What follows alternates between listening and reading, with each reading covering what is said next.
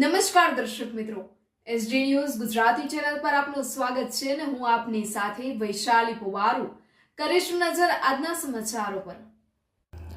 સંતરામપુરથી દાહોદ જિલ્લાના ફતેપુરા તાલુકામાં આવેલા પ્રાથમિક આરોગ્ય સલરા ખાતે આવેલ આયુષ્યમાન આરોગ્ય મંદિર દ્વારા સમુદાયના આરોગ્ય માટે લોકહિતમાં એક વિશેષ આરોગ્ય ચકાસણી શિબિરનું આયોજન કરવામાં આવ્યું હતું।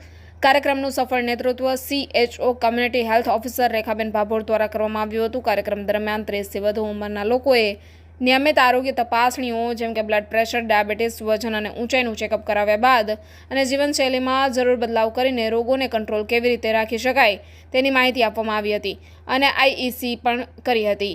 માતૃત્વ સુરક્ષાને ધ્યાનમાં રાખી મમતા સેશનનું પણ આયોજન કરાયું હતું, જેમાં ANC એન્ટેલેટલ ચેકઅપ હેઠળ ગર્ભવતી મહિલાઓનું આરોગ્ય ચકાસણી કરવામાં આવી હતી તેમજ નાના બાળકોનું રસીકરણ કરવામાં આવ્યું હતું તેમજ આયર્ન સિરપ પીવડાવવામાં આવી હતી અને વિશ્વ હાઇપરટેન્શન દિવસ 17 મે 2025થી 16 જૂન સુધી જનજાગૃતિ અભિયાન યોજાશે તેમ પણ જણાવ્યું હતું। આ પ્રસંગે CHO રેખાબેન ભાભોર ઉપરાંત MPHW શ્રી કુલદીપભાઈ ચૌધરી, FSW શ્રીમતી બામણિયા પિનલબેન તથા આશા વર્કર અને આંગણવાડી વર્કરો ઉપસ્થિત રહ્યા હતા અને કાર્યક્રમને સફળ બનાવવામાં મહત્વપૂર્ણ યોગદાન આપ્યું હતું। આ રીતે આયુષ્યમાન આરોગ્ય મંદિર સલરા 2 દ્વારા આરોગ્ય પ્રત્યેની જાગૃતિ લાવવા માટે ઉત્તમ કાર્ય કરવામાં આવ્યું હતું, જે લોકોને આરોગ્ય જાળવવામાં મદદરૂપ થશે અને થયું છે। Reporter Salman Morawala, SD news Gujarati, Santrampur.